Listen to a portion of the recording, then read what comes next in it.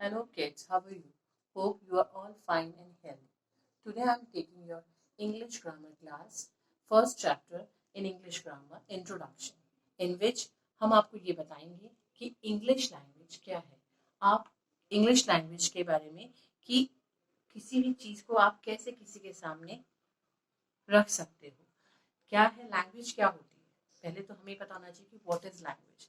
Language is a tool which help us to speak, right and think. English language को हमने दो तरीकों से रिप्रेजेंट किया है। एक होती है फोनेटिक, जिसे कहते हैं स्पोकन, जिसमें हम आप बोलकर दूसरों के सामने आप अपने व्यूज को रिप्रेजेंट कर सकते हो। और एक टाइप होता है रिटन, जिसे हम स्क्रिप्ट भी कहते हैं।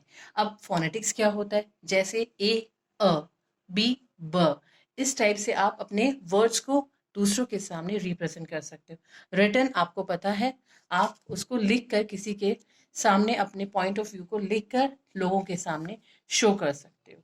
तो इंग्लिश जो लैंग्वेज है वो दो टाइप की होती है। तो आपको क्लियर हो गया होगा कि लैंग्वेज क्या है। It is a tool which help us to speak, think and write. So language को हमने रिटन और स्क्रिप्ट। अब हम नेक्स्ट टॉपिक पे जाते हैं, अल्फाबेट।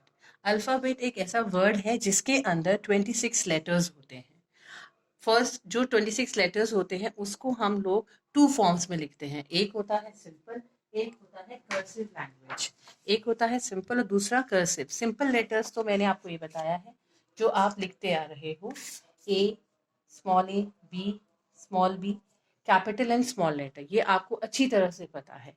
कर्सिव लेटर्स क्या होते हैं? कर्सिव लेटर्स को हम कहते हैं जिसमें हमारा थोड़ा सा राउंड फॉर्म आ जाता है, और हम इसको इस ढंग से लिखते हैं, capital A, small A, capital B, small B.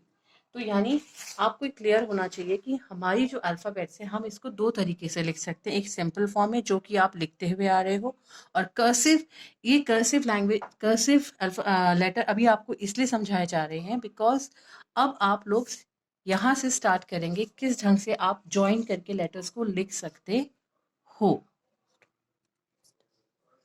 मैंने आपको भी बताया कि सिंपल लेटर्स और कर्सिव लेटर्स। तो मैं चाहती हूँ कि आप अपनी कॉपी में पहले अल्फ़ाबेट्स को सिंपल में और कर्सिव दोनों फॉर्म्स में लिखें। उसके आगे हम चलते हैं alphabets.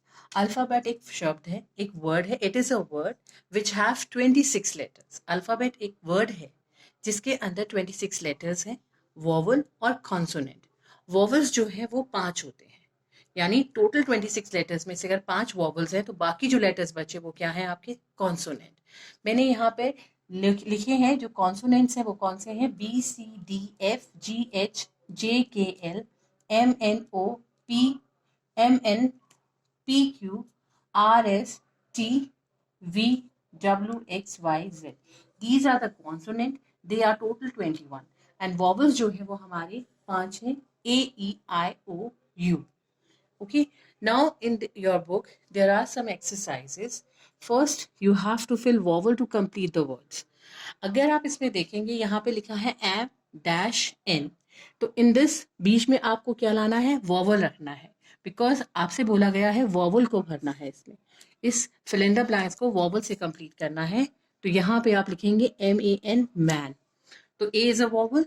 Now in the second A, again A, and in this third वाले में आप ट्राई करेंगे H dash N dash H S T, that means honest.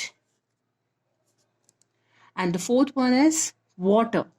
In this you have to put fill only the vowels. आपको सिर्फ इसमें वॉबल्स लेने हैं, जो मैंने आपको 5 वॉबल्स बताए हैं उनका यूज करना है इस फिल इन द ब्लैंक्स में। और सेकेंड में there is a second fill in the blanks also in your book, which is in your book. You have to see it there. You have to put consonants and you have to complete your exercise. I hope children you understand this topic very clearly and do the exercise which I have given you. If you don't have a copy, then you can do it in your pen page.